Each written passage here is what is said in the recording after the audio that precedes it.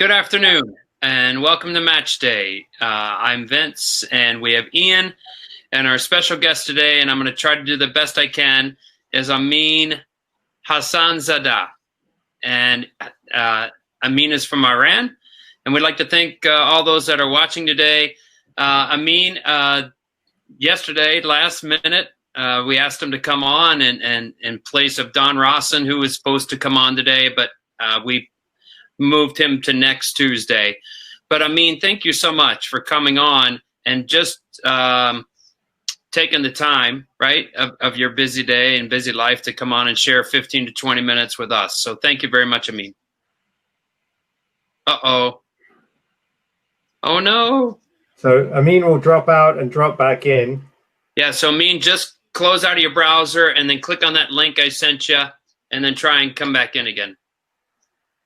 Okay. So one of the nice things about having Ameen on is I think it's only going to further our discussion about how global the game is and how American soccer, or US soccer particularly, relies on the international influences.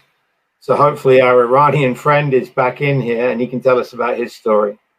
We'll see. He was in high school in 1998 when Iran played the US in the World Cup. And we've already asked him a little bit about it off air. So if Alex wants to know about that, a few years before Alex was born, he can certainly ask Ameen the question. All right, Ameen, do we have you? I think so. I had you, but apparently you couldn't hear. Ameen, our apologies. It happens sometimes with this platform every now and again. So no problem. Thank you very much for joining us. I'm really excited to hear your journey. And we were talking, before you got on air. We're going to talk about more like your journey to coaching, not your journey in coaching. So right. I'm gonna like magnify you a little bit here, and I think Ian, you're gonna have to do that. Yep. So, but first off, Ameen, thank you so much for coming on. And if you want, just tell us a little bit about your journey, and then we'll go from there. So thank you. Sure. Thanks, Vincent. Thanks, Ian, for having me. I mean, I've been attending all the webinars with you guys since the lockdown, and I really enjoyed it. So thanks for having me. I don't think I am an interesting I would say guest for this big audience, but maybe there are my journey to coaching that I think it should be interesting for everyone to hear that. I'm still a junior coach, learning a lot from senior coaches like you and others in our clubs. But I think it's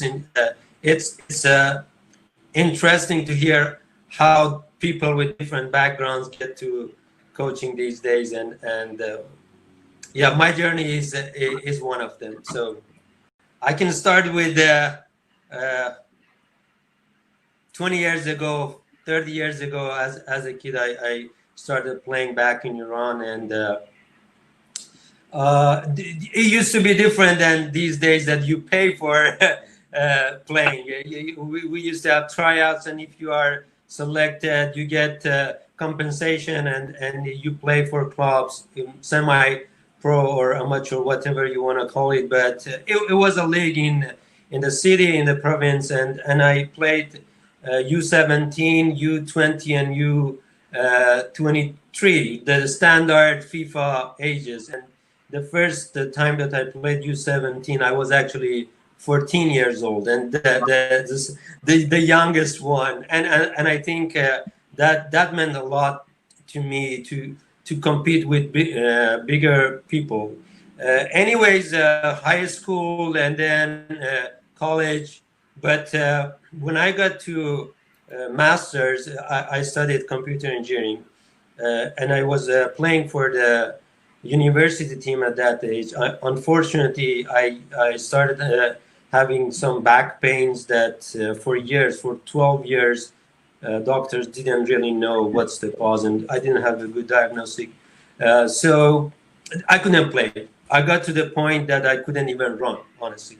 And it was a horrible experience. And those days, I finished my master's. I used to teach in university. totally away from soccer, just watching. And I got to US to pursue my study in computer engineering. I got my degree in, I got my PhD in computer engineering from Texas A&M. I taught there, and I got a job in DC area. I came to DC area, and the story was different. So I saw all these kids with uniforms, very well organized in the neighborhood. And I was like, oh, I didn't see that in the last 5 years in Texas. So there must be something more serious about soccer here. And it was. I started taking online classes, the USSF F license, then E, then D, then C, and national use. And I can say in the last 4 or 5 years, I have been attending all these classes and learning and shadowing coaches more than what normal coaches may do in 8 years, honestly, if not 10 years. And I think that's the key to make up for all those years that I couldn't do anything, which I usually say it took me back to the normal life. And it is a new excitement, an exciting thing to do every day, not only as a hobby, but something that I grew up with. And I would say it also helped me my full-time job. I'm a research principal in Accenture. I do research in computer engineering. Wow. But getting to the field after work and running and making yourself tired and have a good sleep is what helps you be fresh next day at the job. Now, very good. Thank you so much. Yeah, we've got Rob, who's presented on here a few times, and he's also, he also listens in quite a bit. He just said it'd be great for, it'd be great. Texas, or Texas A&M. Yeah. We call it Texas A&M or TAM. Yeah. Well, I think he wants you to come to where he's at, right, which is in Missouri. So, but I think that's what he's trying to type here in the chat box. But so you played, you've grown up in Iran, and you came over here, right? So you had the language barrier, you had, right, just the culture and all that to kind of navigate through. What was like when you watch kids play, when you watched them play in Texas, right, and you were just kind of observing, what are some differences that you saw, just from Texas to when you were a kid in Iran? So in Texas, we used to play in recreational center with most of, I would say, international people. And what we used to do was indoor, not futsal, with no line, right? You use wall. And honestly, we didn't have this in Iran, and most of people didn't like it. It was like you are cheating. And the game was very physical, maybe because I would say more Spanish people, and they are fast and strong, and it was not like the way we used to play. It was a little bit more technical, the way we played, and using like fancy moves and dribbles. But when I got here, I want to get to the language barrier. Yes, for the first year or maybe first 2 years, I just tried to copy and just listen, because every single move had a name, and we didn't have this in Iran. You just do it, and you don't give it a name. Yeah. It's called Maradona. Yeah. Yes, but I used to do it when I was like 7, 8, and I just learned it from someone in the street. And here you have a name for it. You have a choreograph. You have, I don't know, different names here. Scissors, step over. And that was my first year, to make sure that I understand every single term before I start talking, I would say. And that's when I copied a lot of coaches, honestly, a lot of coaches.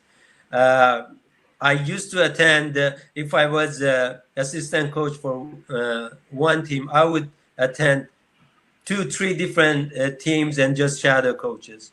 That's why I said I spend more time than normal coaches. Yeah. Because I had a lot to learn.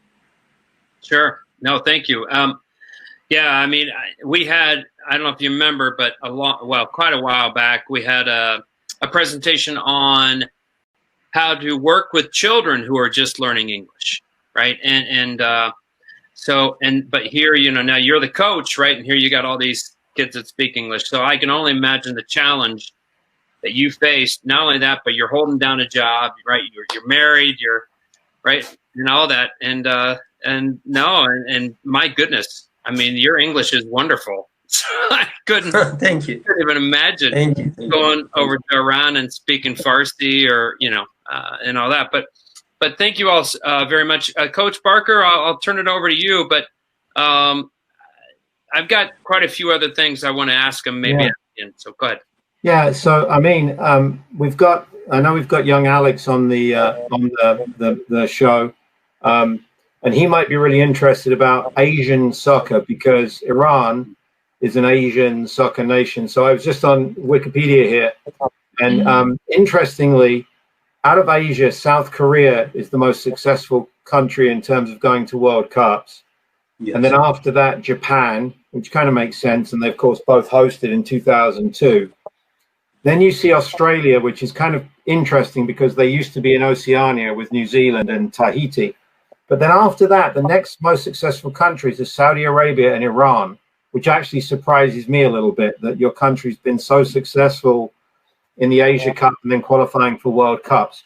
So when you came here and you began coaching and meeting people around the game, did many of them have any idea about what soccer was like in Iran and how proud your country's history is at international level?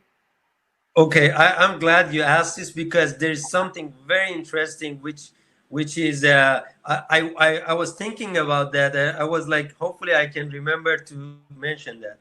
So in the clubs that I coached, in one club I was the only Iranian one, but in the other one we were like 7 Iranians, and you may know Coach Matt Badi. He's one of the very well. Yep. Yeah, and we have 3 people, which I had the honor to assist on one of them. He played in World Cup 2006 as our second goalkeeper, and he's already here, Coach Vahid, and Coach Sean or Shariar and Yassi. These are like my role models when I grew up. They were and now I have the pleasure of working with them. And yes, the clubs know Iranian coaches very well, and especially in this area, DC area, there are a couple of clubs, and the good players that I grew up and I knew them at that time. Some of them are already here coaching, which is amazing. Yeah. Well, and Vince and I know Matt very well because he works with Virginia Youth Soccer, and Matt and I actually took a coaching course together in Germany. So he and I have been quite close. I'll just share one more quick story about Iran's influence in this country, and then I'll turn it back to Vince. In the 98 World Cup, our American representative for the referees was Essie Bahamas, who is Iranian-American, and I've met Essie a couple of times, a very nice guy. Yeah. The famous story about him at the World Cup was he gave a penalty against Brazil to Norway, and they didn't have all. And it turned out to be correct. They didn't have all the TV angles, so for a couple of days, everybody thought the Iranian-American referee was very poor, and then they found a photograph, and he was vindicated, and they said he actually got the call right. So yes, and then Essie went on to be in charge of referees in this country for a while. So there are influences of Iranian football all the way through U.S. soccer, not just at the youth level, for sure. Yes, I read an article recently. I mean, it was an interview with him that he was like, that was the best moment of my career because he found that photograph that saved his life. Yeah, and I took my national youth with Coach Matt. Okay. Here in Excellent. Yeah. No, that's good. So, so 1998, you were in high school. And, the last year in high school. Yes. Oh, so you're a senior. And it was called the mother of all games. I don't know if you remember that, right? And it was the most politically charged game ever in a World Cup. Yes. Right? And you guys came out top. I remember, I'll never forget Casey Keller sprawling out and just missing the goal, right? Phenomenal goal. So how'd that feel? And just, it's okay to be honest. Sure. No, to be honest, for years, I would say most of Iranians didn't know that what was happening on the stage with the fans, because I think they were asked not to show that. Even during the game, there was nothing about the fans, and I think FIFA had a good coverage of that game, which was focused on the game only. But later, I really saw those footages that it was different. And so what I want to say, for us, it was just exciting because we went to World Cup with a big drama. We lost to Japan, and Japan made their first World Cup before being the host. It was very important for them. If they couldn't make it next World Cup 2002, they were the host without having any experience in the World Cup. Right. So we lost to them, and we became the only country from AFC that had to play with Australia at that time, who was not part of AFC, and we were 2-0 down, and then we had a good comeback. So it was very exciting just to be in the World Cup. And for us, I told you that Mihailovic from Yugoslavia said that he's gonna become the best scorer just from the game with Iran, and when he couldn't score, that was a win for us. And we lost to them with just one free kick. With US, I think US was not in their best, I would say, situation. You can't compare that US with 94 or even 2014. But we had the golden age. 4 of them became the best players of AFC in their career, and that was a different team. And our coach Ivic was fired because they lost to friendly games to AC Milan and AS Roma and Inter Milan. It was a friendly game, and it was just to prepare for the World Cup. Anyways, all this story made it like a drama for us, and scoring after 20 years in the World Cup against US, and it was a big thing. For us, to be honest, it was nothing more than just soccer, for me at least, and I'm sure for many, because by itself, the soccer story of it has a lot for us. Sure. And of course, winning the first game in the World Cup ever was a big deal. So all these things made it like it was a history for us. No, it's similar, to our miracle on ice, right? For hockey, when we beat the Russians and all that. But no, I'm just looking it up here. In that World Cup, you lost to Yugoslavia 1-0, and you lost to Germany 2-0, both top nations. So a very credible showing for Iran for sure. And then they've been back at least 2 or 3 times since, right? Yeah, we were there 2006 that I said about this coach that I am assisting. We were in 2014 and 2018. 14 was the game with Argentina, if you remember, and Messi, that is now in all the books that I'm reading, the soccer tactics and all these things. It's everyone is saying how one player can change the whole tactic. Yep. In Ray Power game book, I read that chapter, and then 2018 against Spain and Portugal. So that's these 2 World Cups, we were playing logical, I would say, and that one was like a spiritual game.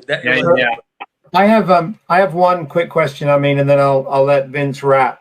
You're currently coaching, you said, a 17 boys and a 14 boys, is that right? Yeah. And you don't have your own kids on the team yet, so they're other people's kids. As a obviously a well-educated, well-spoken man, what are the challenges? What kind of different challenges do the 14-year-old boys present as opposed to the 17-year-olds, right? Because the 17-year-olds, maybe they're driving, maybe they have SATs, ACTs, they have romantic lives and maybe jobs, and the 14-year-olds. So tell me a little bit about what ages you enjoy coaching. Sure, and I would like to add U9 girls last year to like a big, I mean, 2 extremes, yeah. So I could connect with U9 and U12 better than U17. Interesting. Sorry, yeah, U18 and 19. And I think the reason is not probably the language. It's probably more like what are they excited about? And I can have conversation with U9 and U12, U13 about the game and some other stuff like making jokes. But with U19, it's a different, I would say, environment. That's the same reason that I didn't continue teaching in US. I was a very good, I don't want to say that, but it was the most exciting job for me. I was very passionate about it to teach in university, in college. And when I came to US and I had 1 year in Texas A&M, I felt like the environment that I could create with Farsi, speaking Farsi, is not there to do it with English. And if you cannot add fun or other things to your environment, it's gonna be a boring class. I believe it's same with U19 right now, which is much better than 5 years ago when I taught in Texas A&M. But I'm sure the language and my knowledge about what's going on in US is much more. But still, there are things, as you said, that in this age, I was not here. I grew up somewhere else with a different culture. And it takes time for me to learn those things, to have a better connection with them. The good thing is I focus on tactics. This is something that they should like if they are there.